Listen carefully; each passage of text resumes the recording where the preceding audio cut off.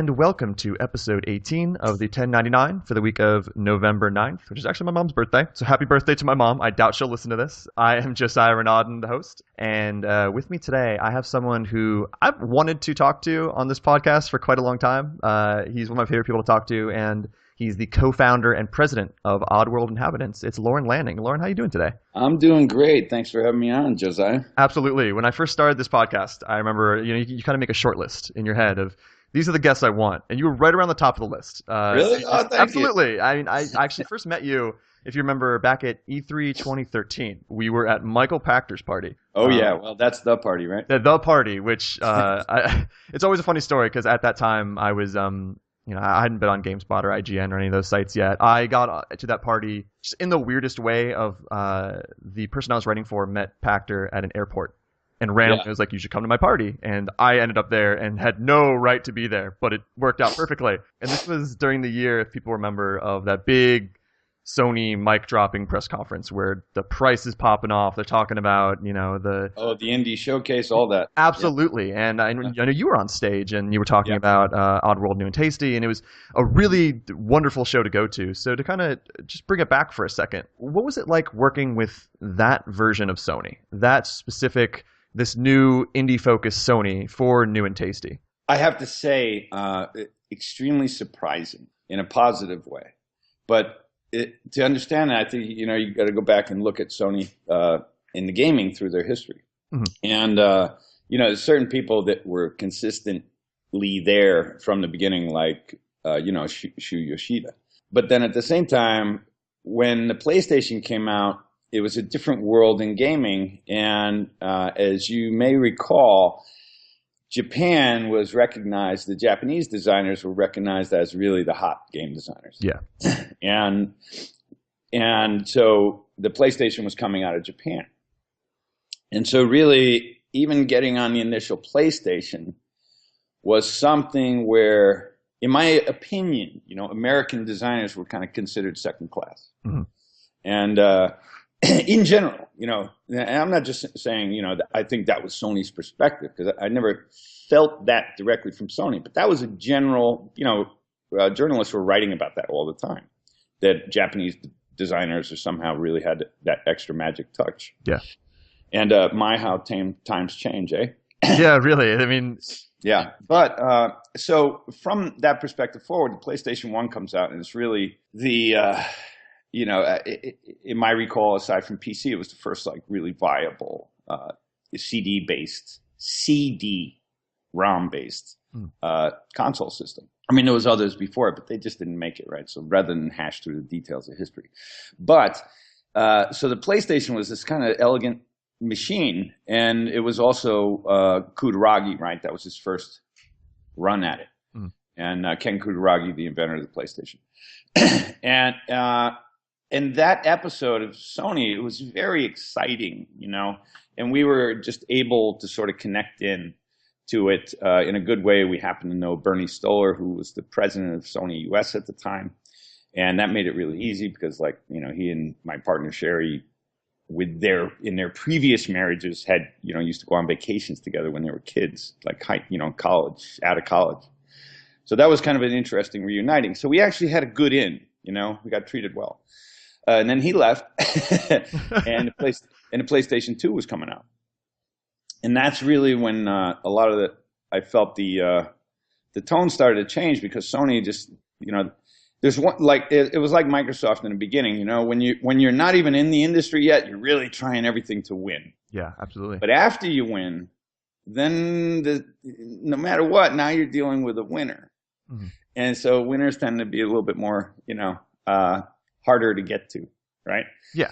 And the PlayStation 2 was, in its legacy, I interviewed Shu Yoshida at DICE this past year, and we were talking about this, and there's a video on it, so it's, Lorne interviews Shu at DICE. Mm. And we talk about some of that legacy and what went wrong, and I certainly was vocal about some of my complaints at the time. But in the PlayStation 2 era, what happened was it became harder to get access to information. The development system was really ultimately terrible. And you had really kind of an engineering genius, Ken Kutaragi, designing the system. But the fact was he didn't really care about how developers made games. He was more focused on how can I make these chip configurations cheaper and a viable consumer electronics computer? How can I bring supercomputing to consumer electronics? Yeah, absolutely.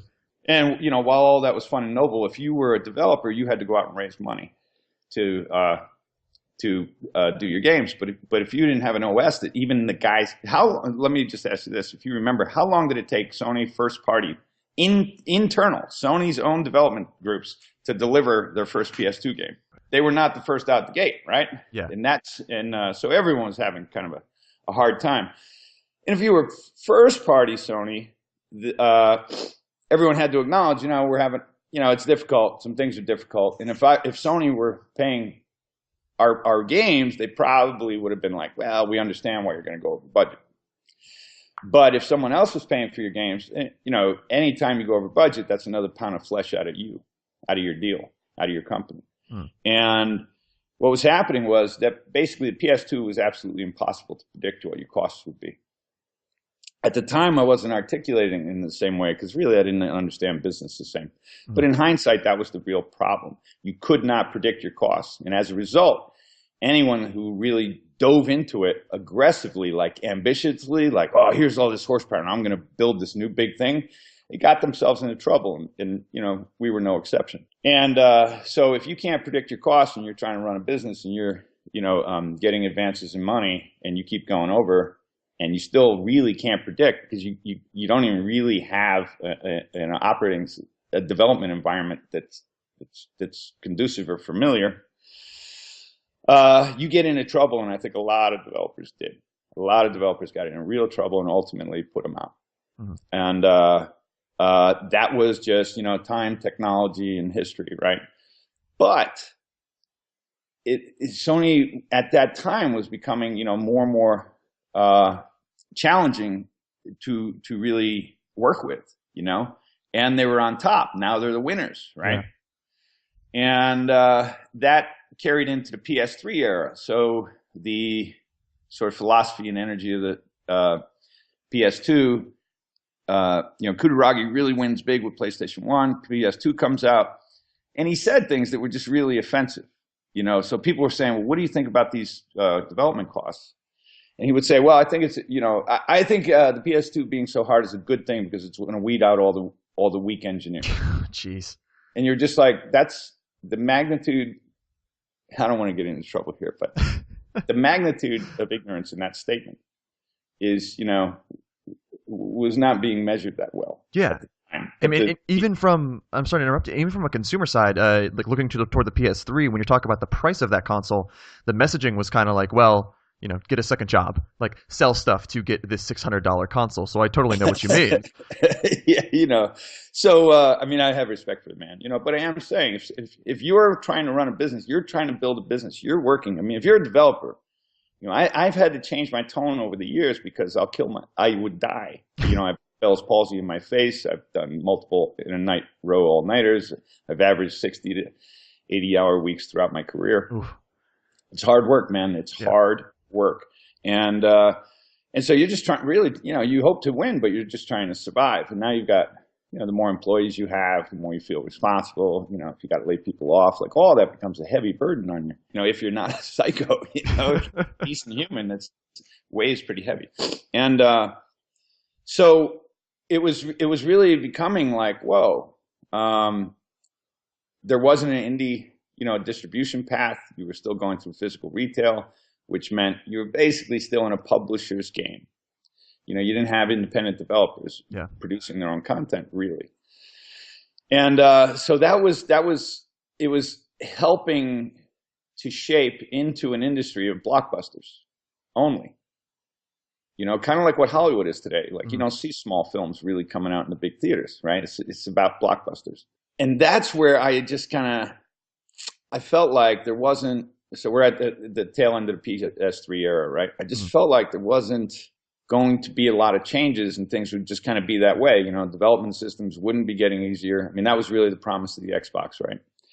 and that development was going to be easier on a better system. Yeah. That it was being designed by people who had development experience, who cared about developers. That was the hook of the Xbox to the development community early, and people really wanted to hear that. They wanted to hear, you're listening to how we build games, not just giving us some weird ass configuration of technology and saying, if you're smart, you'll figure it out. Yeah. And so at certain points in time, you can get away with that. If you're a big group, Windows got away with it for years. But for me, looking at the industry, I was like, a lot of things were happening. So by the end of the PS3 era, I was not playing, and instead waiting for better opportunities to emerge. What I didn't expect was a couple of things. One, through the PS3 era, something happened that I absolutely did not expect, which was PSN and a reverse emulation to simulate PS1 games. Mm. And what that meant was we could actually start to self-publish on Sony's network and sell digitally without going through physical product. But if you were dealing with launches and new hardware, we were right there as a launch title for Microsoft Xbox, the first one, working with that team very closely, very exciting time. But when you were there on the beginning of a new hardware journey, they never wanted old titles. It was always about pushing new chips, pushing new capabilities. They didn't want any games from the past. And franchises is a different story, but a game that was on a previous generation, they didn't want it on their system. Yeah, they want the best graphics, the newest looking thing. Yeah, the retailers didn't want it. It was kind of, I think there was a lot of business reasons in that day why that was the case, right? Mm. But what happened in PS4 completely took me by surprise. But let me first say, so PSN allowing us, when we were able to put up ourselves, and we, somehow managed to retain the rights to all our stuff.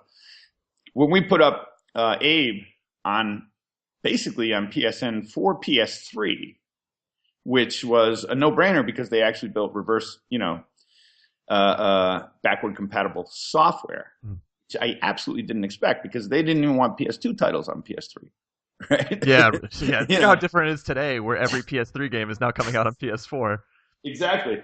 But you can recognize that, and this is where I was really, disappointed in the industry because the industry was so technology bound. It was like, well, where's classics going to be? Like music, we still listen to blues. We still listen to, Elvis and the Beatles, right? Yeah, absolutely. And who cares what new technology came along? That was great, heartfelt music. And gaming seemed like it was never going to have that historic legacy because the games were just evaporating with generations of technology, and new technology didn't want to push old games. So this is kind of quagmire. And I think maybe like things like iTunes and that really maybe shaped some opinions in how games could be distributed, blah, blah, blah. I mean, Steam certainly changed the horizon, right? Which is the first place we put our games up digitally. Mm. But what really was surprising was they started to sell as well. So both things were like, I never thought those games were going to come back. I just thought the properties had value. What I think happened was that gaming machines were now reaching that threshold where, if you were looking at a sports game and you were in a bar and it was on a big screen, you had to look at it for 15, 20 seconds to figure out if that was the game or that was the show, the live event. And so I say that because, graphics quality was reaching that point where the technical bells and whistles weren't all that much of a sell point anymore. How much better looking do you make close to real? Yeah. And but before that, we were really crawling out of the CG Darwinian history of struggling to look better. And so now there's this digital distribution brought the ability to actually have catalogs available where you didn't have to depend on, does Best Buy want to carry it or not? Is Walmart going to give us shelf space or not? And that really changed everything.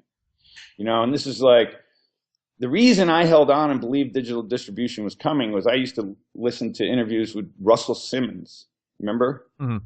And, he was just, in my opinion, just, way ahead of his time, genius, the rapper. Yeah. And he was talking about retail's limitations. This is in the 1980s, and I was listening closely, and he's talking about, look, man, the future is not 7 genres at Tower Records because that's all a company wants to fit into its distribution chain.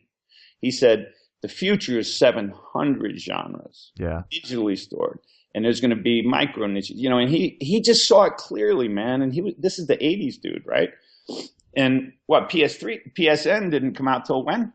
Now we're 20 years later. Yeah. But that really inspired me to believe in this digitally distributed future. And I used to say, this is going to be the future, and I remember people like, I'd say it sometimes on some public threads, and then some people would rip me apart. I remember Mark Rain ripped me apart. He's like, this is bullshit, digital. How much that's changed. Yeah. And I mean, he certainly wasn't wrong for his own interest in their company. They did fantastic Epic, right? Much better than we did. But I used to get knocked for that because people would be like, you don't know what you're talking about. Here we are today. And I love how time and history play out. But so now I'm just thinking, well, okay, so Steam and PSN, they're really working for us. How many others are really going to get on this bandwagon? At the time, PS3 era, we were still shut out from delivering our games on Xbox Live. Yeah. But we were pretty much shut out. So it's still kind of the old games were still going on. I mean, in a sort of political, bureaucratic business sense. And so, I wasn't thinking about consoles in a real progressive way. I was thinking, PCs is the easiest way to get your stuff out there. Steam's got the largest distribution audience, blah, blah, blah. And, but we started building New and Tasty, which was the remake of Abe's Odyssey. And we go to Eurogamer, and I'm actually trying to start a couple of other things, and I'm kind of letting the Oddworld business be on autopilot. We're working with some developers. But, I'm kind of handing it to them and going, just do this conversion, and let's remake this game, but, stay within reason. And when we showed New and Tasty at Eurogamer, a couple things happened. One, the house was packed, and I just was very surprised by that because we had been off the mic for a while, right? And the other thing was Adam Boyes from Sony reached out and said, hey, guys, don't you want to be on the PS4? now, that was like, getting the call you never expected. Yeah. Before, you were like, Sony, I remember when, I'm a fan of Phil Harrison's, but I remember when Phil Harrison was running it, can we get another PS2 dev station? Oh, sorry, they're not available. They were $15,000 or $17,000. Oh, jeez. And basically, you were having trouble getting one, but EA and Activision, they all had 120.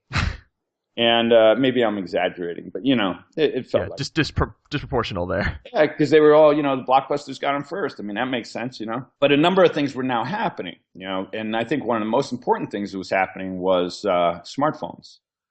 And this is the entangled history. What happened with smartphones was the app stores. What happened with app stores was real self-publishing. What happened with that was people could get free dev kits. So if people got their iPhone, they could get a free development environment, and then they could, develop their own software and sell a whoopee cushion and make $1 million. That's it, right? But that really changed things because all of a sudden these developers that had been shut out, designers that, were still trying to climb up the chain. I mean, if it's a blockbuster industry, then you've got only a few real above the line forces and millions of soldiers. But you don't have a lot of place for people to be creative individually at smaller levels. And that's really, I think, Apple really started changing the console way of looking at things because it provided ways for developers to have more independence. They just had to think differently and smaller about how they were going to get to their audience. Do you think they also allowed the consumer to feel more comfortable spending money on digital purchases? So, I mean, I know a lot of people in general initially, like if you go to the Xbox One with an idea of everything online, stuff like that, people kind of get freaked out and they want their physical copies. Do you think beyond just developers and being able to kind of popularize self-publishing in that way, they also gave consumers this feeling of, I can go to iTunes and spend 99 cents and buy all this stuff digitally and not physically and be okay with that? Well, that's it. I think iTunes and some others like that were the ones really way ahead of the game industry. So the game industry was still thinking, I bought a $60 game. I want the damn disc on my shelf. I want something to take back to GameStop and get some money for another game. Yes. Right. And so the idea of having that digital one was like, well, wait a minute, I can't take it back. So there was logical restrictions to that, you know. But as a CD guy, music guy with a big collection, I remember buying multiple Sony 500 disc changers so I could try and get my, 1,500 CDs all accessible, right, before real digital servers. And so I was sick of digital media, physical media, because I was like, all these CDs is a pain in the ass, man. When it's digital, everything changes. And I happen to know guys that were like Tony Fadell, who designed the iPad. Created the iPod, pretty much shaped iTunes, all that stuff, and got some insights into their thinking. I was like, wow, this is the way to go, man. Just digital. We lose all this friction. We can get straight to the audience. You could build different businesses. You could have the retailers weren't going to squeeze you out because you didn't have something they wanted to carry. Like all these different causes and effects. It shined the light on why digital was going to be a much greater possibility for a wider range of people. And I mean that particularly with creatives and small businesses. So back to the story, Adam Boyce calls and said, hey, man, why don't we send you some dev kits and why don't you be on Sony? We'd love to have Oddworld back. And that was just completely out of the blue because we used to have to call and beg and still barely get anything, So you saw that there was this sort of seismic change occurring. And it shocked me. And I said, of course we want to be on your system. Is this Sony on the phone or is this like, some crank call, someone who's just impersonating Sony. Someone just fucking with me. And so that really represented that, and I think something wonderful happened, which was they kind of lost the PS3, that console era. And they didn't lose, but Microsoft was recognized as the winner of that generation. Yes. And I think what that did was that made Sony feel like they were really in that number 2 slot. And that changed a lot. And then, Kutaragi retired. He did great. He got his lifetime achievements. The man's a genius. But that meant new blood was there. And now that new blood was like, look, man, we are tired of hearing from developers wanting to, kill us on the phone. Like, it's miserable, man. You're defending basically a very expensive and unintuitive, kind of bizarre configuration of hardware, and everyone's like, you know what? If I can find a better development environment, I'll go there. Yeah. And fuck these old convoluted systems. Well, a lot of people that just went out of business, But I think the uproar inside Sony of like, we need to change our ways. We need to be smarter. We need to be better. And why aren't we doing this? And why aren't we doing that? And they brought some new blood into the fold. Kaz is taken from PlayStation to run the entire Sony global corporation, network of companies. So that was a huge shift. You saw now PlayStation wasn't only, in the beginning, it was the odd stepchild that no other divisions believed would work out. And then it became the biggest moneymaker at Sony. And then the people who helped shape PlayStation were now running Sony. And so this is all big, big, big changes. And with this new blood, I'm thinking my real entry point to recognizing where this is coming from was Adam Boyce. And Adam is a very smart guy. And Adam hadn't been brewing inside Sony the whole time. He was out there, in Hollywood doing deals with the various, hardcore Hollywood parties. And they're not easy to deal with either. And he was figuring out, and I think he had a startup that was in the social space, which meant he dialed into another type of science, there was more understanding what's really going on. And that was very outside the model of console thinking. Yeah, and he was at Midway for a bit too, I think. So he had been, in kind of the development trenches for a while. Yeah, like Adam really, I'm a big fan and impressed. So he brought, I'm not saying he was alone, but what I'm saying is that was, sort of our viewpoint into the new world of Sony was, he's the one who called, right? And yet he was the one in charge of all this stuff with new indies and a number of things. I don't know what all his responsibilities were, but that was a huge difference signifying how the culture was changing. And one other massive effect was occurring, which was they had, Mark Cerny as the head of engineering. Oh, yeah. for the lead hardware designer. I forget what his title is, but basically designer of the PS4. And I've known Mark. I pitched Mark Abe's Odyssey on paper when he was president of Universal. And he was like the youngest president of business because he had that success with his own title, Marble Madness, that he like programmed in his bedroom or something, back in the Amiga days. And so Mark was a badass, man. Yeah.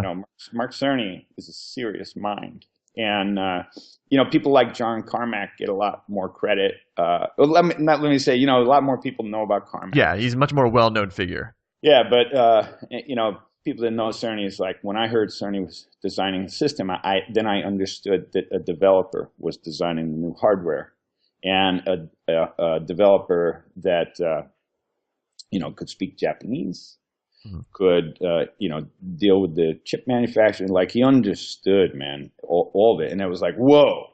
It was kind of like reminiscent of what happened in the Xbox One. You had Kevin Backus and Seamus and Ed Freeze helping to shape this thing, and but they actually understood development.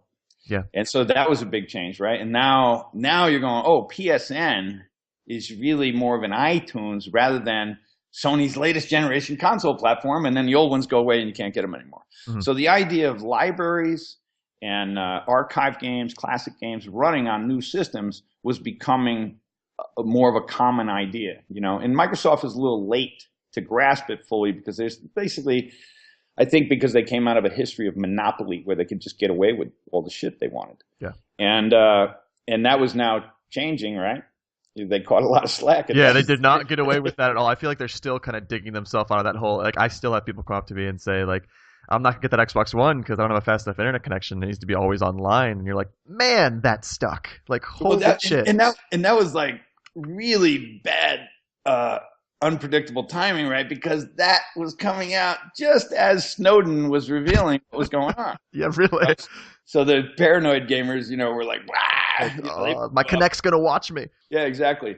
And then people like us were like, "Well, they shut us out of the last generation. What do we have to lose about complaining about how they're doing things now?" And the answer was nothing. We've only got something to gain, right? Yeah. So a number of developers got vocal and tried to do that in a way that would help. In my opinion, Microsoft be coaxed into making better decisions for Microsoft and the audience, right? And really, that's the new way is businesses building businesses on top of businesses. Mm-hmm. So if you look back through history, a lot has changed. Right now we've got, look at how Zynga came out of nowhere, building on the business of Facebook, and those things. It's just different. There's a book, I'm trying to think, I think it was called Nudge, but I might have it wrong. And it was about how the 21st century was really about, giving APIs to you build something that's a platform, and then you give APIs to other companies to build their businesses off of it. And so you're not trying to take the lion's share of anything. You're doing more of a Steam model. You go, hey, you got a good game and it's good enough to be on Steam. For 30% to us, you can put it up here and sell it everywhere we do. And that was like, whoa, Steam really set the 30 to 70% ratio where now the title holder gets 70%. And so even as other companies were coming in and starting digital distribution companies, they'd say, and our split's going to be 60-40. And we'd be like, precedent set by Steam, we get 70%. Yeah. And, the industry is dictated by precedents and comparables. So Steam really set the mark in a great way. Gabe Newell, I think, is one of the most brilliant people that ever crossed through this industry. So visionary and disciplined and a fanboy, like literally, like you want to talk about fan culture, man. That dude's hardcore. Yeah. I thought I was into things like, certain types of movies, and I'd start talking to him and it was like, holy shit. He read the Japanese version of the comic book of it. Like, that's a new level of dedication. Yeah. And the guy's a billionaire, right? So it's like, whoa, this is a very, very interesting, authentic guy, Gabe Newell. Yeah. And so, I was trying to understand Gabe Newell as well, and I'm up there trying to understand Steam better and how to design games for the future better and how to survive, and this is like 2007, 2008, and I'm trying to fly up to Seattle to pick Gabe's brain and get his opinion. And he was telling me things like, why don't you have your customers finance your game? And I was like, what? Like it was just totally unintuitive, man. I was like, what? And he was saying things to me. I mean, I didn't get it at all, man. I mean, it was just like so out of the blue. And I'm the guy saying that, wow, I heard Russell Simmons in the 80s talking about how it was all going to be.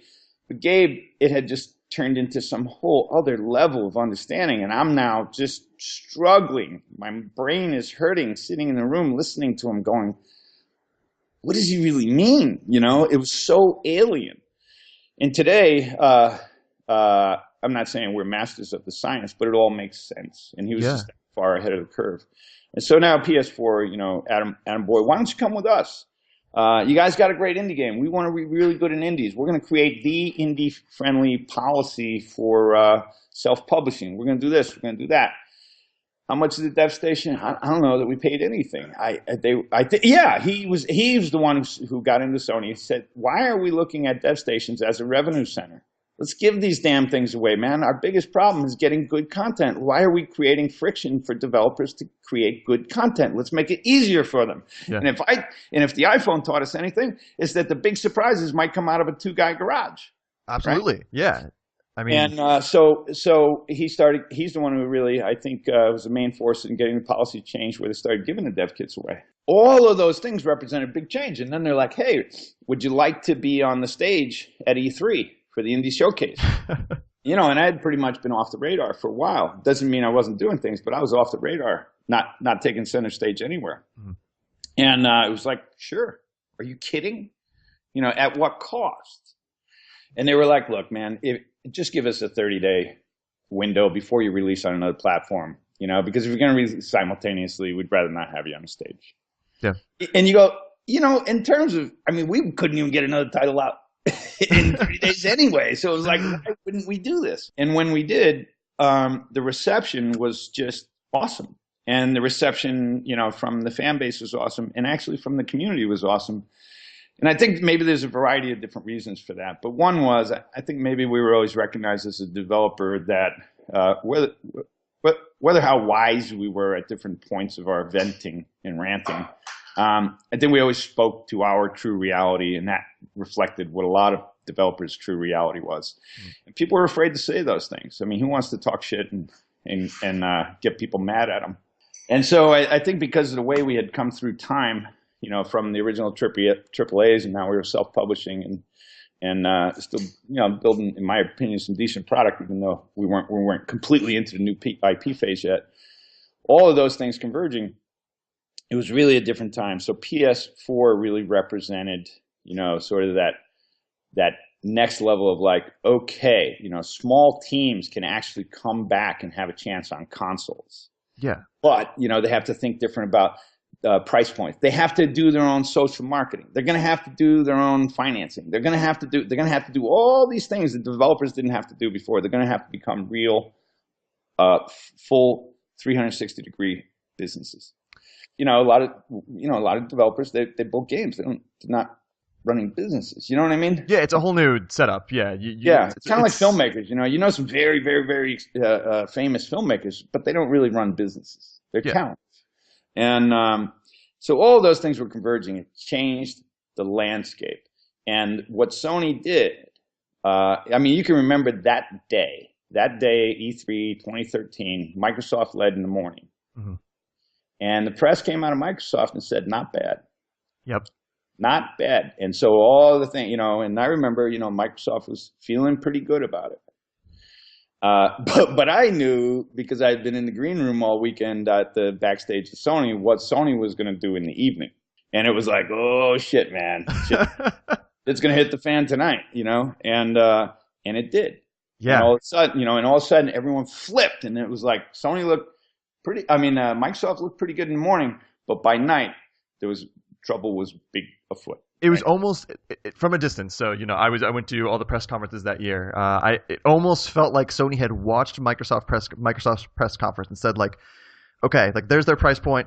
Let's cut it by 100. And there's their policy on sharing games. Let's do the complete opposite. But you were in the green room. So, in reality, this was planned before they even saw any of Microsoft's stuff. Yeah, that's true. But there's a couple really, really badass moves that took place, right? Yeah. And I'll shine some light on it. One was uh, I one of the things was that Sony was, let's say, under Ken Kutaragi, Sony was not a very agile company. Mm. Meaning, it was still like dealing with a 20th century company rather than a 21st century company. Yeah. 21st century companies realize that having a multi-year plan is very difficult. They need to be adapting very rapidly. They need to be listening more and infiltrating more. Rapid development, agile development, for all who knows what that means. And Sony was becoming an agile company, and that was very difficult before when they were always getting approvals from Japan who didn't understand the game space. So I think that was sort of the legacies of PS2 and PS3 era, was that you were still dealing with the upper management at the corporation that didn't necessarily understand games. It's still a consumer electronics driven sort of entity. Well, now they're becoming more agile. And so I remember that I think they made the pricing decision that day. Okay, so I had a feeling. I think, but I do know this, when all the friction was emerging about how hard they were making it for people to share games and sell games and developers, and for, if you remember, one of the big blow up points from the gamers community was Microsoft, you're not letting me share games. Like, that's bullshit, man. I bought the game. I should be able to give it to my friend. I shouldn't be, like, what? Like, they were really irate about that, the public. So in no time, Shuya Yoshida and Adam Boyce put together that video clip. That video was fantastic, too. And they shot it, like, right there. Right?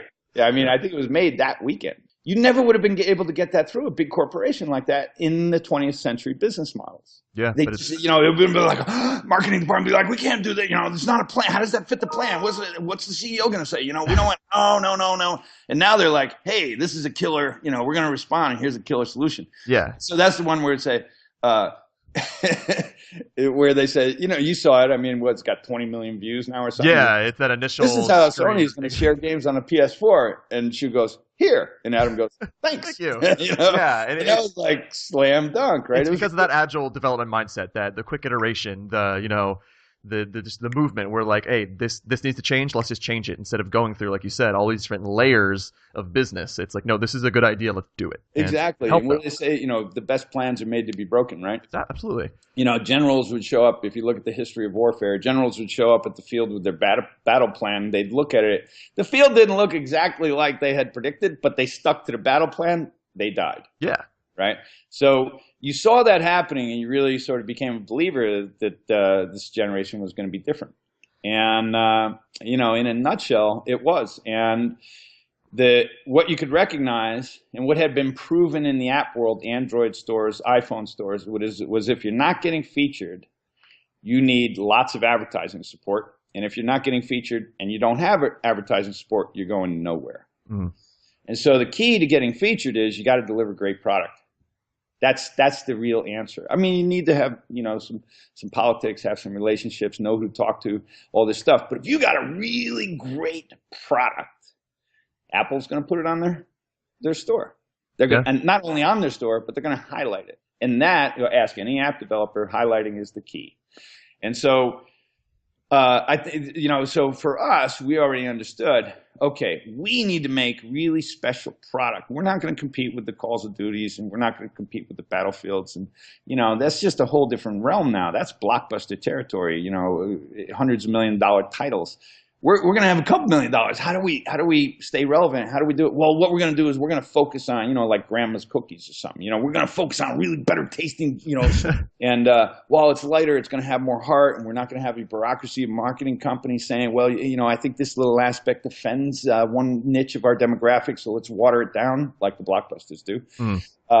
Instead, we were like, well, let's focus on those people who really want those old kind of classic retro beauty, heart in games, humor. Let's squeeze that harder, and then maybe we can shine. And if we can shine, then we'll be highlighted. Yeah. And it worked out. I mean, the first real case of that in the current generation was us even being asked to be on that stage, and over 2 years ago, and as time went on, that's what we hang our hat on, is if we can make something quality enough, then it's in the interest of a network to promote it, because they will make some money on it. Yeah. And if we can be such where, as a small self-published indie, someone at, our developers, representatives, whoever, at these different companies, they can go into their managers and their bosses and say, look, last year, my division booked 20 million in revenue, and one of those millions came from these guys. Then now there's real interest for people to help support you in those companies, because they're actually making money on it, even though you're not a first party, even though you're not just paying licensing, manufacturing, fees. You're actually, in this truly digitally distributed 21st century landscape. And that changed everything, and it's been wonderful. Yeah. So summarizing, I think you asked me one question. It's just like we used all our time to answer. But, yeah, and I mean, going back quickly to Sony, so you had mentioned before that you look at the PS1 and the PS2 is this kind of sales monster. It's on top, and you mentioned kind of like the attitude between Sony and the developers, and it was not exactly a great relationship. And the PS3 comes out, and while it's a success, it's still, it's not the winner of that generation, and it was not seen as the winner. Now the PS4 is, comfortably back on top. The leadership is more excited. It's a much better landscape. Is there any fear, or do you think there could be a point where Sony gets so far ahead that it at all starts reverting back to those tendencies of the PS2 and the PS3, where they're in the lead, they start making the calls a little bit more, and that friendly environment between developer and console manufacturer starts seeing some tension? Or do you feel the leadership right now with Adam Boyes, with Shu, with Kaz Hirai is strong enough and they're smart enough? Shu's a real important role, right? Yeah. Shu is really about good games. Mm-hmm. Right? Shu's not about, look, it's a business. We need to cut back on this title. I mean, he is, the guy's brilliant, but he's really about the art form. Kind of like Ed Freeze was like that too. How do we expand the art form? Let's be supportive of creative innovations, And so Sony was even cooking things in their own labs that were pretty off the hook. Some of those Best Game of the Year awards went to not necessarily the best sellers, but definitely, some truly loved and cherished games by the community. And but here's what I think. What I think is, in big organizations, so I'm not speaking to anything specific inside Sony as much as trends, and basically social politics. Any big organizations had the people who fought to be progressive and the people who fought to keep it the old way. What is the ratio of numbers of who had what, and what management positions are they in? And what often happens in big companies is the people who blazed that success, the people who missed it, that were fighting for something else, they're now usually trying to figure out how to take that success. Mm-hmm. I think what can happen is, with success, comes more of a tendency to have greater control. And but that's not what brought them there now, right? It wasn't having greater control that put them in this position. And so as long as the leadership at the top stays in place, I think it's at least going to stay cognizant of what got it there, and to be like, look, we own PlayStation 1, we owned PlayStation 2, we lost in PlayStation, we didn't win number 1 in PlayStation 3, we won again in PlayStation 4. Why are we going to go back to PlayStation 3 lessons? Yeah. Which lessons should we be taking? So hopefully all that takes place. But you got to remember, people are people, right? So someone's still pissed off they didn't get their way. Absolutely. And then they're more pissed off because the people that did succeeded. So now what they got to try and do is make it look like they're the ones that succeeded and get more control of those divisions that the other people blazed. The other people tend to be more entrepreneurial.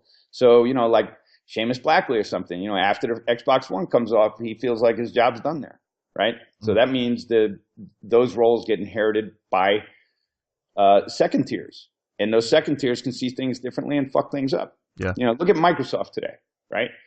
And I'm speaking about the larger Microsoft, and because I'm believers in the guys running the Xbox today. In fact, I just got a message yesterday from Phil Spencer. Yeah, he seems great. Like ever since he's taken Yeah. over, they've headed in a very positive direction. Well, that's why you sent me a thank you. Is Game Giant Bomb Yeah, did an article yesterday. I don't know if you saw it, and it just basically said, Lawrence says Phil Spencer is more like Shoe than Don Matrick. yes, And but my point is, if you read that article, you see how I feel about Microsoft and its management today. So if you look at Microsoft today, you go, how does the company? I'm not talking about Xbox.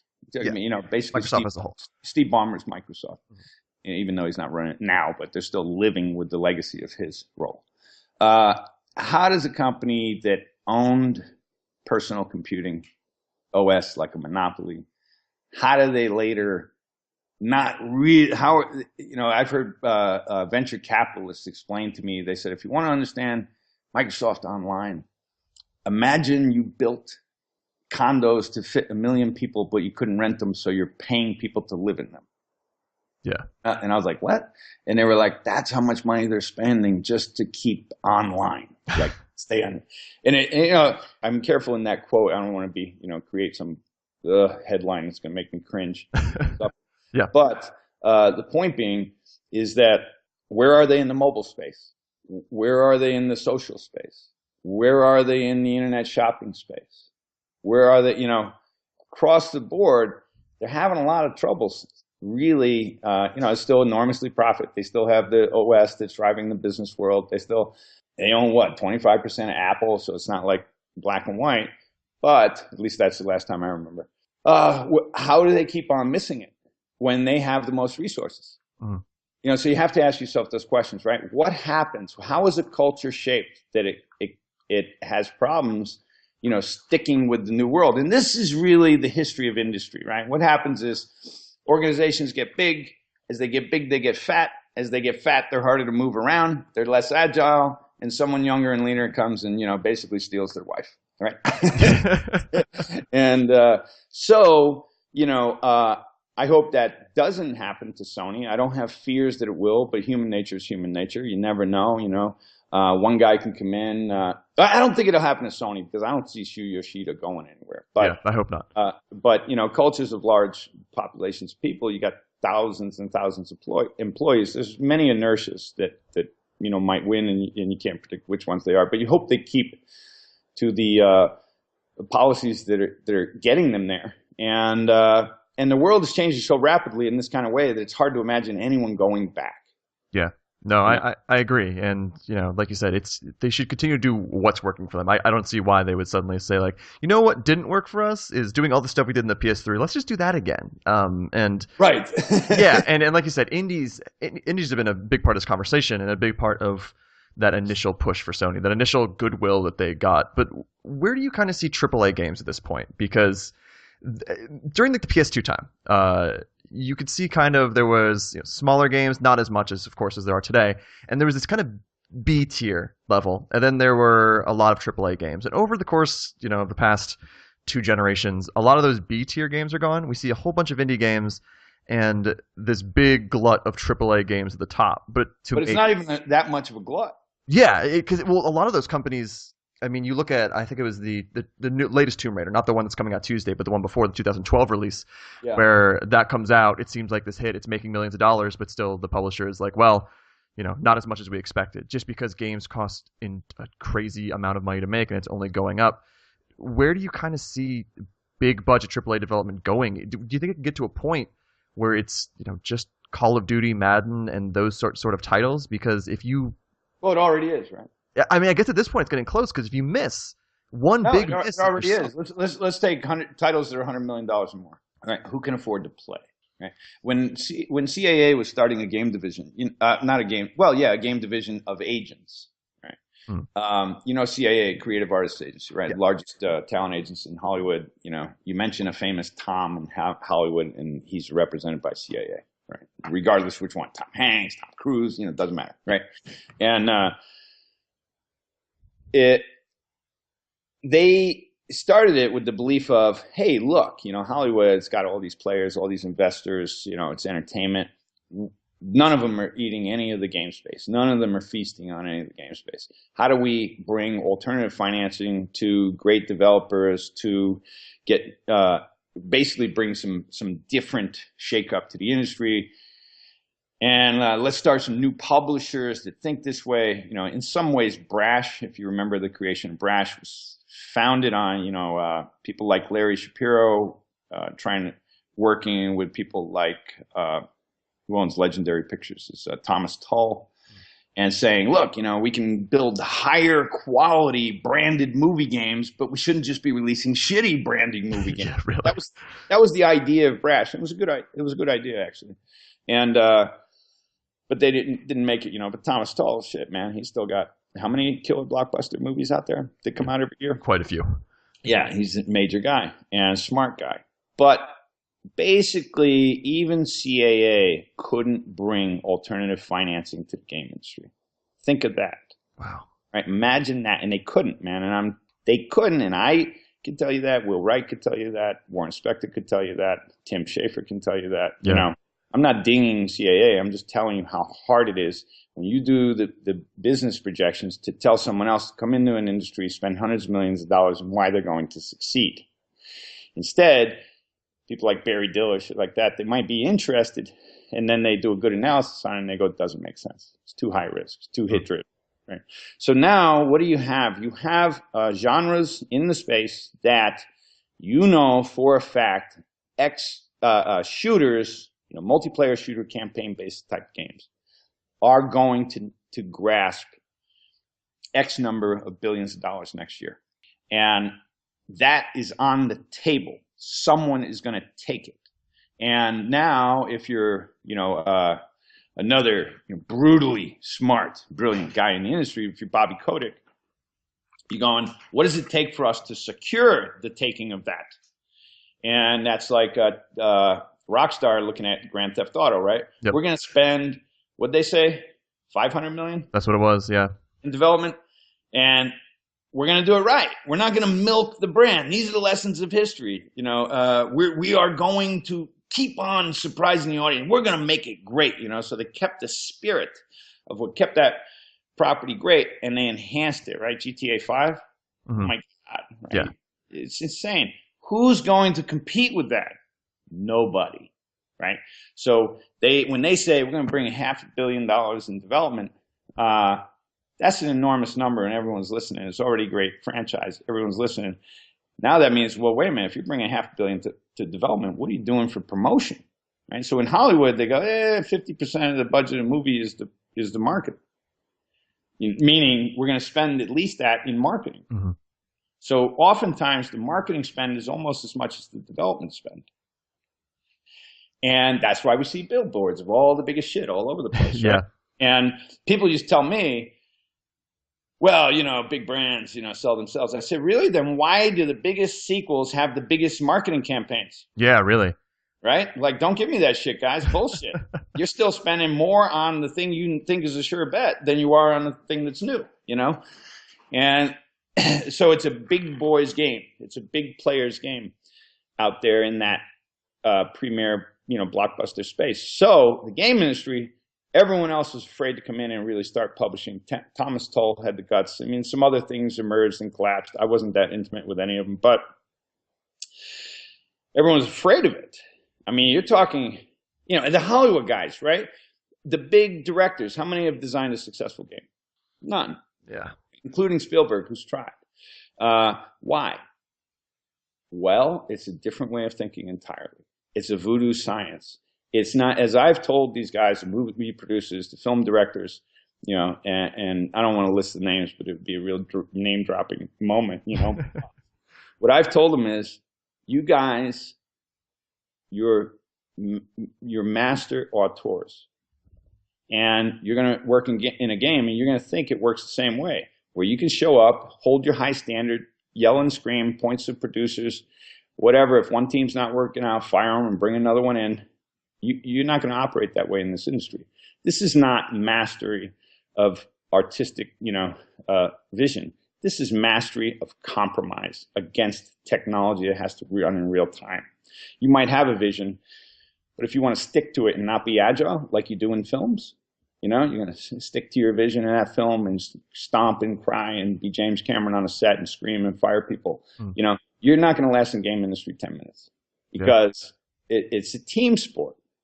And as a team sport, you know, this is part of why you hear less about individuals on these big title properties, is because it really is in many ways more of a big collective team sport effort rather than one guy's vision who's going to, you know, shape it this way or that. But film is very different. So these guys aren't used to compromising. I mean, I sat in a room with a very famous director once. I won't say his name. And he was making a film. And they wanted to do, this was for Legend, you know, through Ration Legendary, and CAA. And he said, well, why don't we, you know, meet with this guy. He wants to do a film out of his movie. It's a big movie. It's a big name. And so I meet with him, and I'm like, and he's telling me all his ideas. And it's kind of like how I thought about game design before I first got into the industry, which is like, well, you know, RTS has some great stuff going on, and so does RPG, and so does action. Let's combine them all. Yes.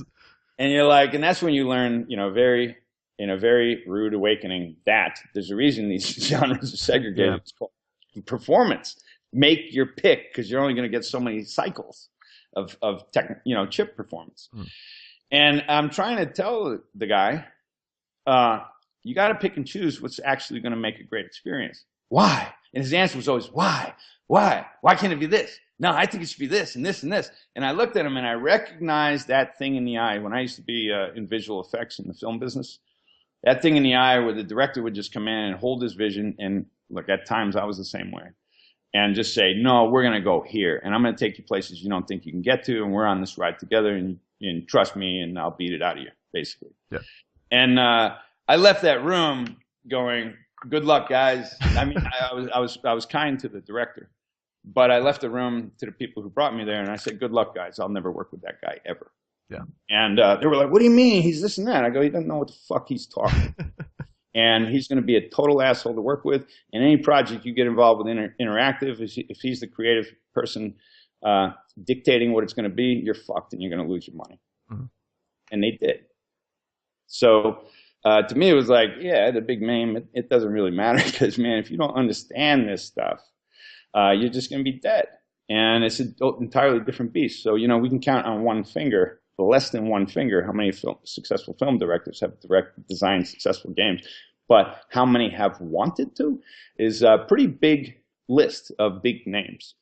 And so that's a big difference about the medium. So getting back to games and the big blockbusters, if you know, I mean, I think the Call of Duty spaces, the Battlefield spaces, the Madden, all that stuff, providing, you know, Madden wants to keep on leasing his name for millions of dollars and do nothing. Really?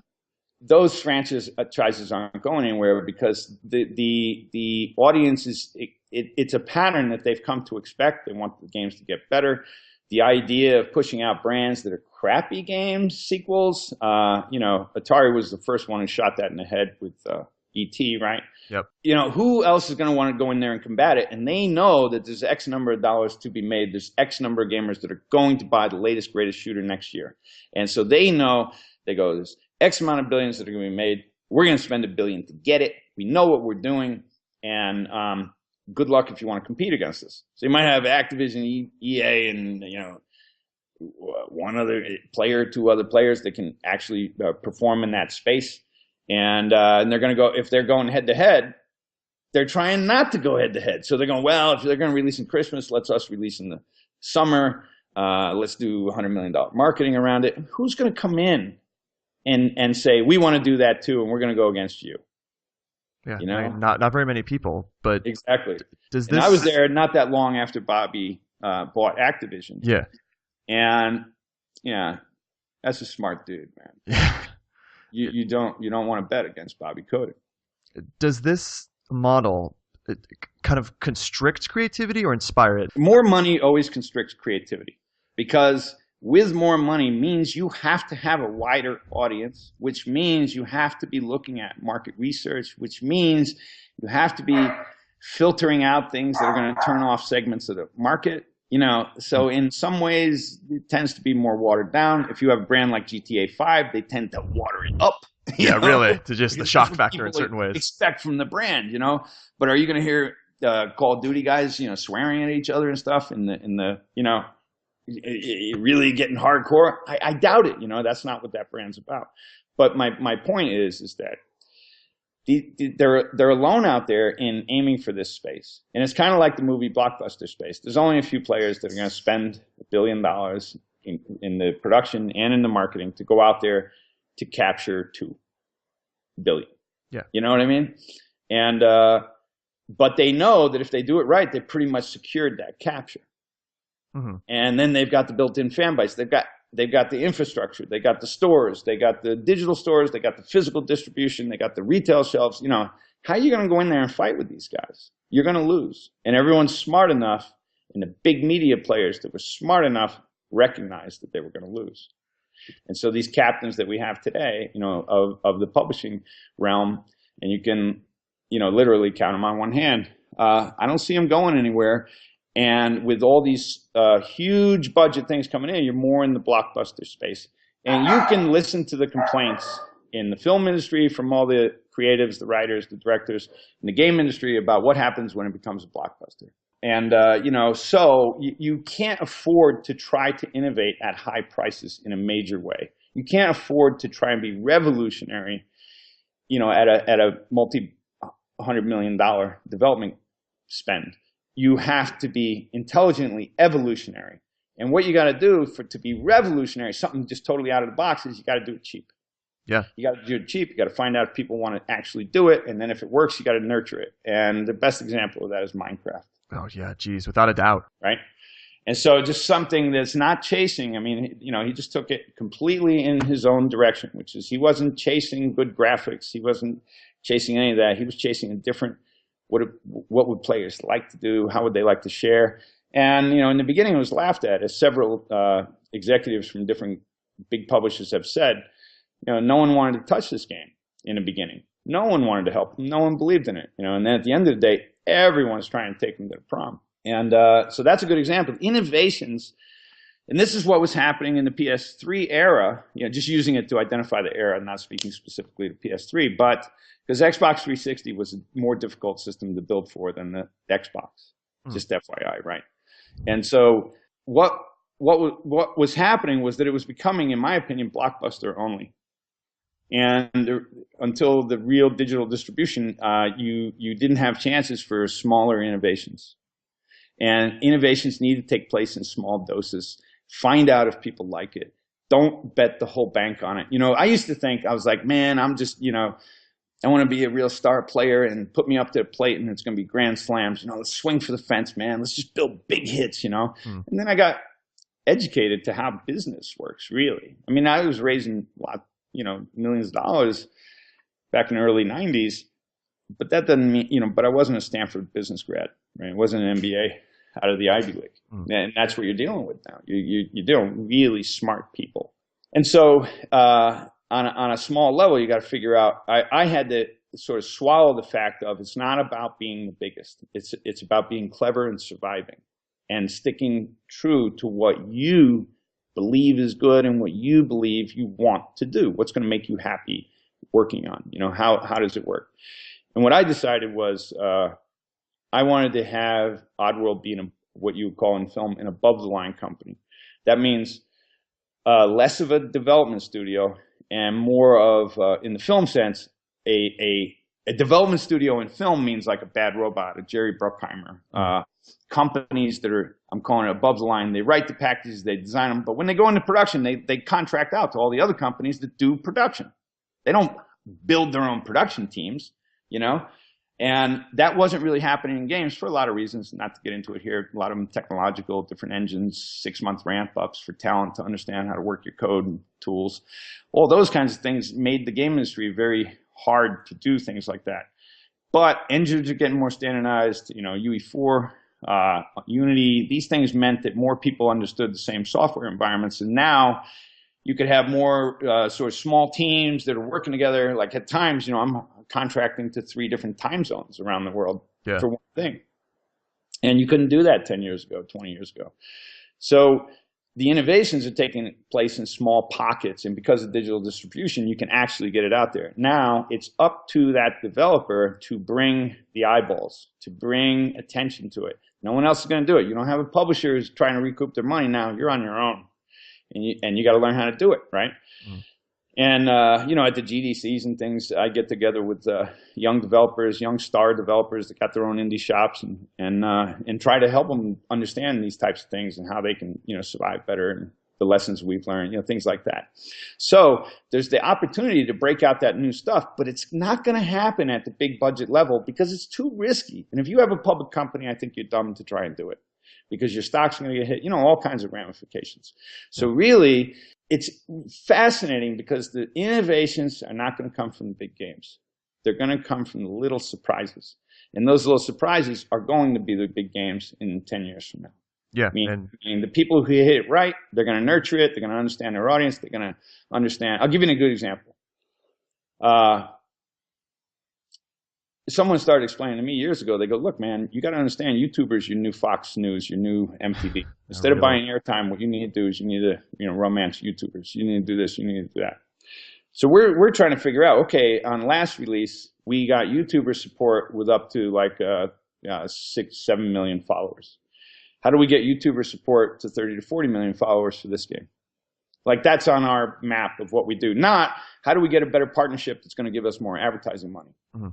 We're saying, how do we get more visibility? Because the indie today is going to live or die based on their ability to capture their own audience, their own mailing list, their own followers on Facebook, on Twitter, on here, on there. You know, and I think BioWare was one of the original ones at the very first DICE conference. Sorry to be a little schizophrenic. No, you're fine. Okay. BioWare, the very first DICE conference, if you go back and watch those talks, BioWare was talking about how they already had 1 million emails of people that were coming to their websites, and before 1 penny in advertising would be spent on that next game they were going to release, they could count on 1 million sales. And that was really like game-changing thinking. You know, what was the name? Dane Cook, the comedian. Yeah. You know, whether or not you think he's funny, I'm not a big fan. But that guy nurtured his MySpace page to the point where when he released a new comedy CD, he sold 1 million units. Yeah, just based off of social media presence. Yeah, you know, so now we look at, you know, everyone in this industry wants PewDiePie, right? Yeah. Everyone, the biggest guys. If you went up to EA and say, hey, we can get PewDiePie to feature you better, they'd be like, really, how? Right? Because that's the power that someone who nurtured their own audience now has if they did it well. And whatever, you know, he's the highest paid YouTuber. Point is, the guy's disciplining, always is producing content. It's always consistent. I think a lot of it has to do with that absolutely gorgeous girlfriend that he's got. It doesn't hurt. That's just painful to look at, man. I mean, my God, right? But as an example, you got, you know, I don't know how many people are behind the scenes there, but the dude built his own business.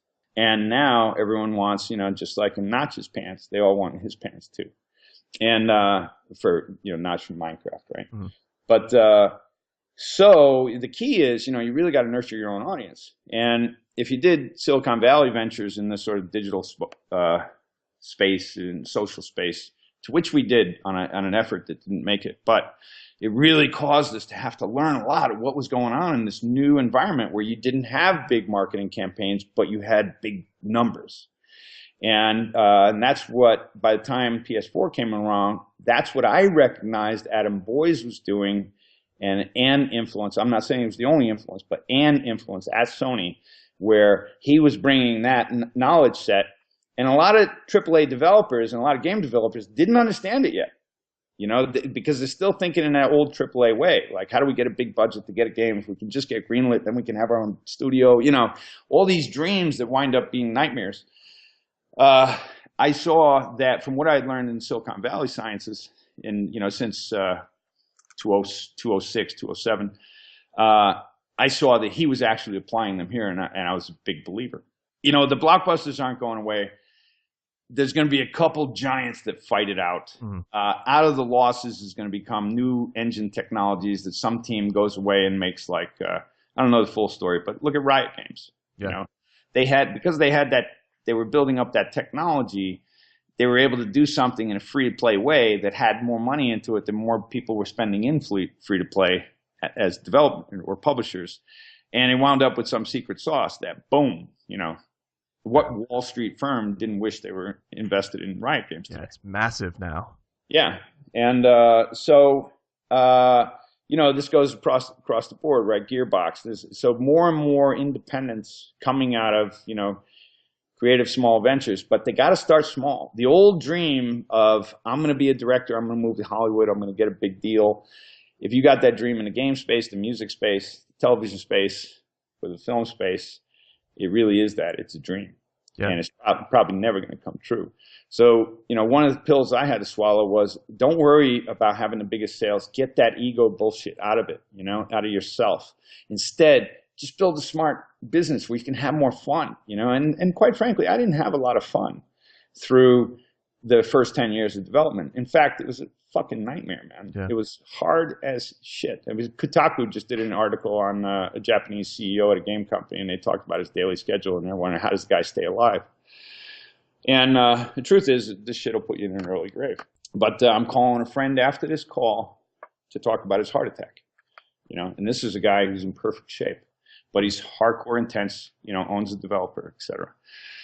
So if you figure out, you know, like, if you want to be Spielberg, you know, maybe you got to be Michael Bay instead, right? And Michael Bay will tell you, hey, I make movies for teenage boys, so shoot me. And you know, but it's not those films. We're going to look back on the way we look back on Bullet Train or Airplane, you know, Airport 77, or they're going to feel very dated because they're very superficial, right?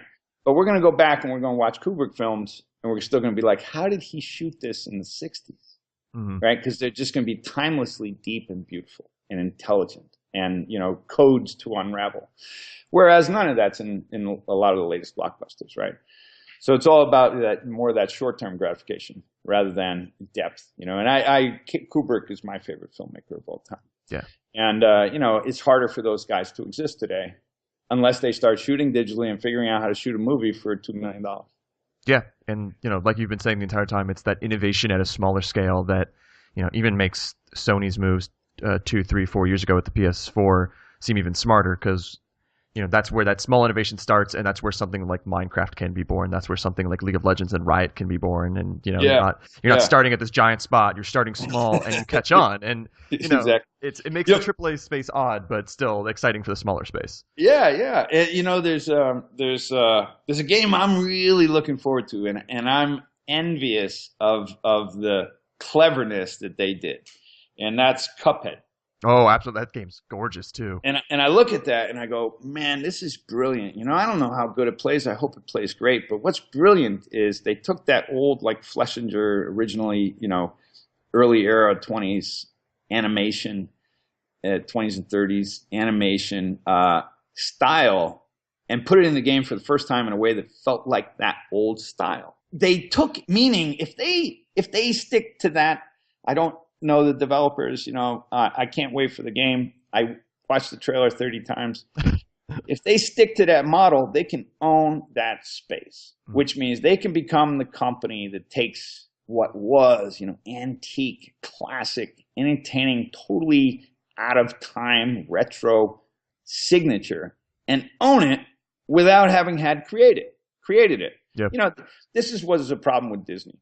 They went after things like Snow White and the Seven Dwarfs, or various different myths, you know, Aladdin, right? And you can't copyright that stuff. So they'd create these big IPs. I mean, they're still, you know, gigantic, you know, titan of industry, you know, the largest 5 media companies on the planet, an empire.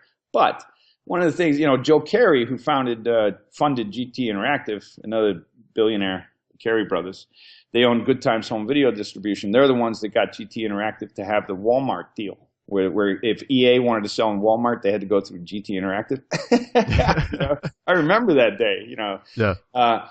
But Joe Carey's model in the film distribution company was, he told me one day, he goes, here's what I'm doing. And you know, these guys are like, you know, they're just really intense guys. You know, everything in life is negotiation. You know? He goes, so Disney's marketing, I don't remember the exact picture, but he said, that's an old fable.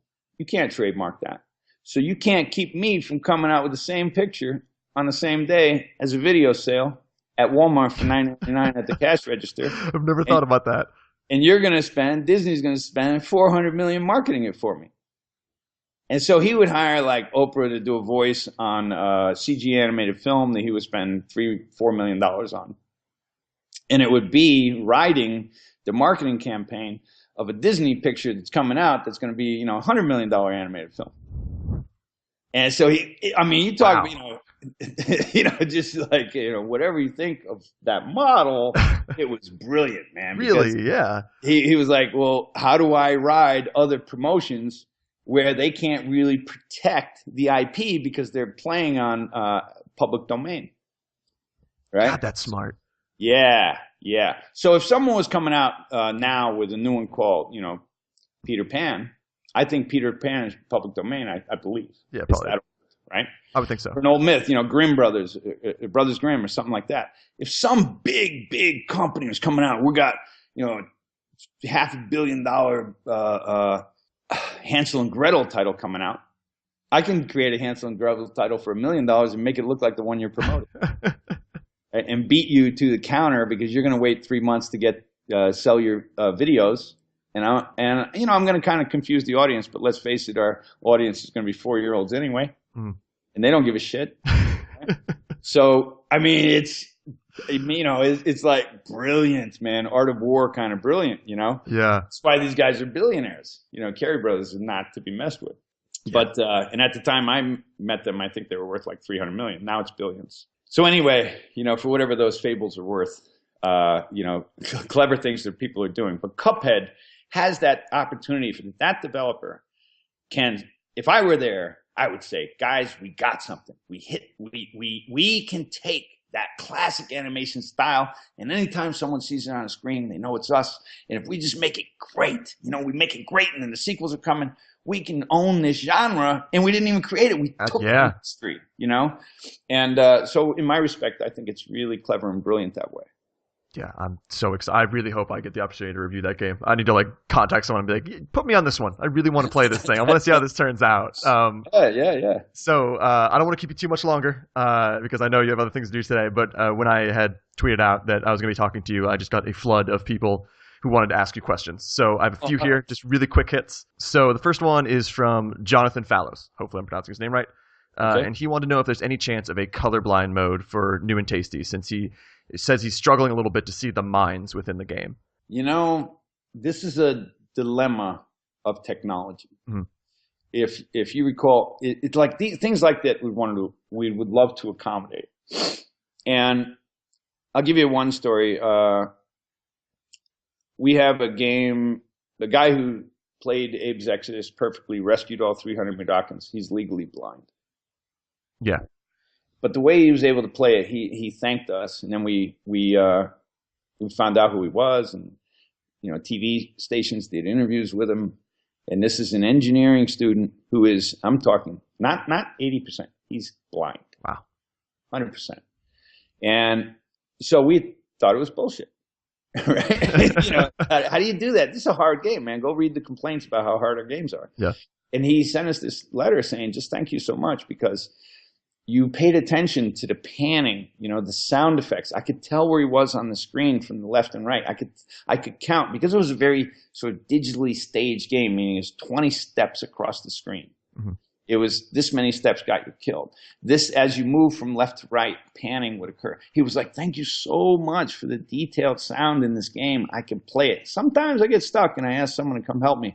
But beyond that, and then he sent us videos of him doing it. Wow. And he said the infinite lives, because he could have a chance, he just stuck to it. I don't know how many hours it took him to do, but he beat that game perfectly and he was blind. Man. Right. But who's going to make a game for a blind man? What is the size of that market? So it's tough. It's tough. And you want to, and what I'm saying is we didn't make that game for any handicap. We just tried to make a really quality experience that emulated more of what we expect from films. Mm-hmm. As a result, someone with a handicap was able to play it better than other games. And that is a really interesting phenomenon. But the thing is it's all development costs. Yeah. So, what is Apple and Android doing to accommodate that problem? And the answer is not much. Mm-hmm. The answer is because, not that they don't want to. Remember when Tim Cook was on the stage of at an investor conference, and the conservatives wanted him to commit that it was a profit-driven company first before all and other things, and he told them basically sell your stock and get the fuck out of here. Yes. And that was a beautiful thing, right? Mm-hmm. And he said, no more. We will never commit to that. No more. I'm going to bastardize what he said because I don't remember the quote exactly, but it was very admirable. He said, we are going to be focused on profit only. No.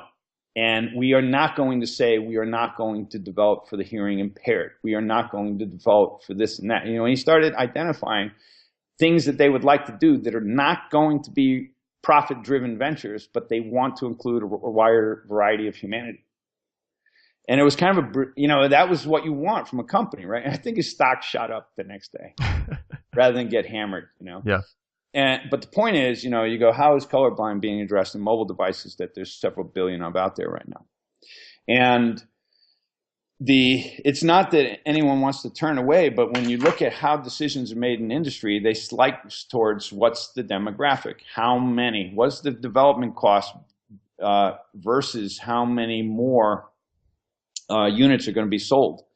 And what I think would be great, and we're not there yet, we are not there yet, but that you could count on enough of a profit where you could start investing more in different, because I'm not addressing the colorblind question exactly as much as I'm addressing handicap questions and how it's affecting technology development or not.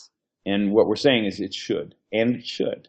But that's how it's always going to be cost versus rewards. Hopefully we get to a point where we're just like, we understand those sciences better. So what I would say is, look, well, and my question back is, because I don't necessarily understand color blindness that well, but I know red is a particular problem. Yeah. And red and greens, I think, are very difficult to distinguish from one another typically, but different people have different cases. And, I'd say, well, what else could we do to address that so we're not building a special component, but that in general, we can design the whole game where it actually addresses that problem? Can I address, and then they'd say, look, well, you know what? Okay, you can't address the color problem, but why don't you have, if it's blinking red, why don't you have it be blinking a square? And if it's blinking green, why don't you have it be blinking a circle? Yeah, so not a colorblind mode as much as a game that doesn't need one because it has kind of in-game solutions. Right, so we're able to make them more colorblind friendly, And the truth is, it's the first time I've thought about that. And that's my immediate creative response is like, help tell us how we can do it. Yeah. So that it's not on its own development path, but how it would work for you. And if you tell us that, and basically it doesn't compromise the majority this experience, but it helps a larger majority have the experience, then we'd be dumb not to do it. Yeah. Right? No, absolutely. So I wish we lived in a world that took these issues more seriously. I wish we could get government grants to say, you know what, if you address the paraplegics, if you address the blind, and if you address the hearing impaired, and there's a whole variety of illnesses out there, we'll help compensate your product. Mm-hmm. We'll help with some grants. We'll help. To the best of my knowledge, this country's not working that way largely. Yeah, right. But I mean, just like you said, the idea you had right there off the cuff sounds like a good solution. So I mean, it's a smart way to think about it. And so I invite that, and I invite those answers. Yeah. I ask it as an open question, and to anyone listening, I invite those answers, and I can tell you we'll be listening. All right, that's great. I have one more question I can ask you right here. This is from Amber Hall on Twitter, and this person would like to know kind of about your voice acting in your games, because they had said that no one really in any interviews asks you enough about the voice acting you do for Oddworld. It's funny. I was a huge fan of Jim Henson. Yeah. I was a huge fan of Mel Blanc. right? Looney Tunes. Mm-hmm. And Mel Blanc, I would watch that guy as a kid, and I'd be like, how's he do it? You know, like he was just unbelievable. And as a kid, let me say, some people have what I call a mockingbird gene. Like, if I'm in a room or I go to another country, I'm not trying to imitate anyone, but I start speaking with that damn accent, you know? Yes. And I can't help it, man. It's not my fault. You know, it's really, and I've met other people like this. And I saw Madonna come back from England, and she was talking like an English person. And a lot of people gave her shit. And I was like, I get it, you know? Because it's, I don't know what it is. I think it's in our DNA. It's like a survival mechanism, you know? Yeah, adaptive. Because I am not doing it on purpose, man. And I can't help it. But as a baby, when I heard police sirens, it was the same thing. And I tell you, I could give my mother a heart attack by busting out a police siren in the back seat at age 3. It was piercing and believable, right? It used to freak people out. And at that early age, I discovered the power of sound effects, right? Yeah. So I could just like be sitting down in a back seat and everybody's doing shit and I'm just playing with my little cars and I go, I can't do it now, but I go, boom! You know, and it would be like a cop car behind you that hits that one light, and it would fucking freak them out, man. And I'm 3, right? So there's and there was a power in effects, and I was always attracted to visual effects. I mean, if it was like something on fire, you know, it was like, wow. I was naturally a clown, really, quite simply. You know, I was always doing, what do you mean? You know, come on, you know, all this type of stuff, and in the Henson model, what Henson, if you were familiar with the history of that company, they were more like, we expect the people running the puppets to do the voices. You know, Frank, his name slipped me at the moment, but he was like number 2, you know, Frank Oz. You know, you did the puppet, you did the voice. And when we started Oddworld, I was like, you're doing the animation, you're doing the voice. And these guys were like, what? Go to hell, man. We're not doing. But I'd walk around the studio. So I wanted all the voices to come from in-house. And I wanted the voices to be animated in a Looney Tunes-like way. I really didn't like the CG animated pictures that would come out and I hear Bruce Willis's voice and I hear Bruce Willis. And he's totally killing the raccoon for me, right? But when I hear Pixar and I hear, yeah, I'm watching you. You know, these are characters, man. It's like slapstick. You know, it's like Looney Tunes, early Hanna-Barbera. This was real characters. These weren't normal people. And I loved that signature and I wanted that signature, and Henson did it beautifully too.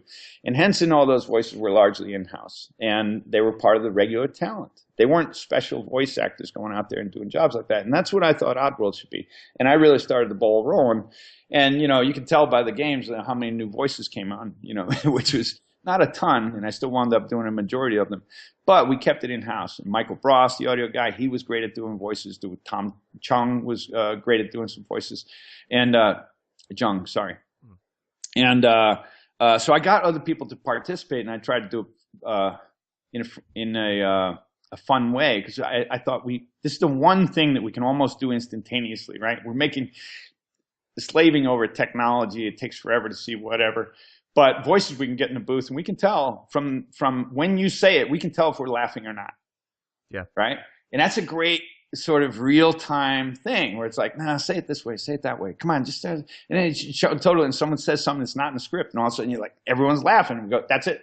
That's what we're taking. Yeah.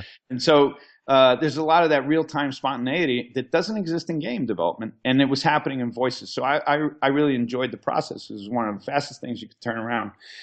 And what I would do is I'd walk around the studio and I'd hear people, you know, talking to each other, and they'd be doing their own voices like people do. Yeah. And I heard that shit get in the sound booth. And they'd be like, what are you talking about? I'd be like, come on, man, we're going to the sound booth. I want to see that voice. I want you to read this. You know, and I would drag people in there kicking and screaming. But if you put them in a dark room and no one's watching, you know what I mean? Like, people are very self-conscious. The number one public fear is public speaking, right? So being on a stage, if you watch that Trump show where he was, what was it? His first reality show? Oh, his first one. Oh, geez. Okay, I can't think of it right now. Yeah. Is this the You're Fired one, or is it a different one? Yeah, You're Fired, right? Oh, The Apprentice? The Apprentice. Boom. If you watch that, and I remember we recorded it, we watched it. But there was a great moment where he had his CFO, which is basically a badass New Yorker, right? This guy's, you could tell he looked, you could cast him in a mafia movie, right? It's his chief financial officer. He's sitting at the boardroom. He's supposed to come out with some numbers and tell some things. He freezes on camera and can't talk, right? And Trump goes, "That's okay, there's a lot of pressure when you're on camera," right? He couldn't talk. That was a tough-looking guy. Yeah, right? yeah, and that's what he's afraid of. Yeah, I've helped a lot of people to the stage at different conferences, whether it was, being involved at DICE and trying to, bring speakers and make sure they, had a good go of it, make sure they felt confident by the time they got to the stage that all the equipment was going to work for them, their slideshow was going to work there, all that stuff. But I've seen people, I won't name names, and at times it's been me, who you would think they're going to get up there and just, man, they just know what they're doing. And they get up there and you see they're shaking. Yeah. They're like you go, holy shit, that's so and so, man. They've been doing this shit a long time. They're a powerhouse, and they're shaking, right? Yeah. And that's just the exposure we feel when we're on stage, and when the spotlight's on us. So doing voices is kind of, you got to let go of the inhibitions and just go for what's going to cause that room to laugh. And I found you turn out all the lights, it's a lot easier. Yeah. So something about I'm not being watched. So I would drag people in kicking and screaming. And that's the legacy of Oddworld Voices. Yeah, and it's one of my favorite parts about those games. Like it adds a certain personality and charm to it, and yeah, I love it. And it's funny because we were winning voice awards against people that were paying budgets for big stars and they weren't getting them. Yeah, and it's that authenticity, and it's exactly like you said. It's people were doing voices and you were doing characters, and that's really what had that impact there. And I felt like a lot of voices didn't do characters. A lot of I moderated a panel at a cosplay event in Hollywood last year, or in Century City, right before GDC, and real voice talent was there, right? So I was like the lowest paid voice, on the bench, and by the way, all the people who ever did voices for us, we all did them for free. Wow. Meaning it was like, it was never in a budget. We were never going to hire SAG. We were like, let's have fun. I never heard anyone complain about it because they get their name and a credit. I never took a dime for it. You know what I mean? It's like, it's not about your resume too. It was about trying to have fun. And we actually brought fans into the game and new and tasty. Oh, so a lot of the Mudokan voices were actually fans submitting their voices.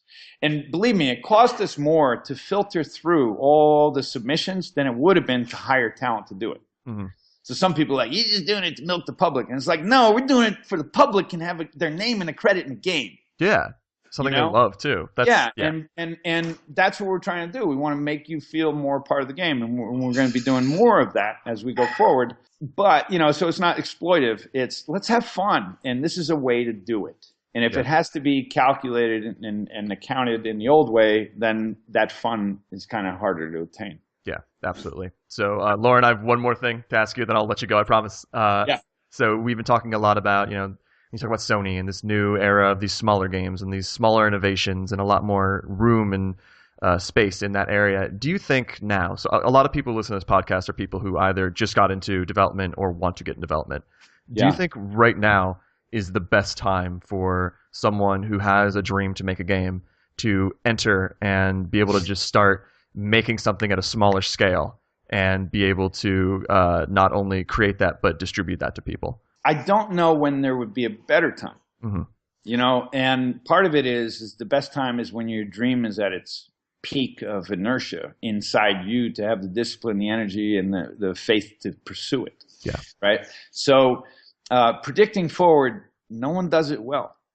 As the Hollywood moguls would say, no one knows nothing.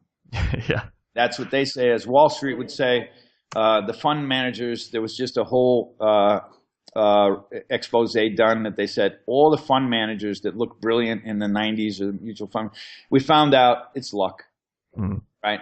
So who can really predict what's going on? That's what, we were talking about Microsoft earlier and the old businesses and how they're struggling. Who had more money to better try to predict, to better try to technologically divine through finance minds what's coming, and Tesla nails it, but still it's hard, right? Yeah. Elon Musk nails it, but it's hard. So my opinion is if you have the passion, the fire inside you to do it, then that's the right time. And Now, because no matter what, it's not going to be an easy journey, right? Mm-hmm. And people come up to me with big game ideas. Yeah, if we can only get 8 million, and it's like, dude, it's not going to happen. Yeah. It's not going to happen. And so, what is the simplest possible kernel you can do? And this is my advice for how you get there. What is the simplest possible kernel that makes you special? What is the simplest slice of the big thing that you want to build that makes you and your team special? And is that you have some new physics animation thing? Is it that you have some concept of how to change something in an evolutionary or revolutionary way? How to implement a new mechanic? What is that little tiny kernel that you can execute on? Don't execute on the big idea, because the chance of you making it is slim and none. But the little one that you can then say, let's say it's animation. And you can say, you know what, we're going to do something really special with animation. But who's going to be our first audience? Who are we going to build awareness with? Who are we going to start early? And this is a problem with game developers, is traditionally they build it in the thing and then they wait till they're done and then they try and get it out there. But really what they got to be doing is building the audience earlier before they release. So where do you do that? You got to find the community that's interested in the special thing that you're doing. So let's say you're going to do something special with animation. Now you need to be plugging into the global communities of animators, to the animation schools, to this and that and the other thing, so that every time you release a test, you have a YouTuber channels that's going to cover in that specific area, and they're going to expose you to people that are fans of that specific stuff. Mm-hmm. If you think you're going to get your name on billboards, your IP name on billboards and shit, think again.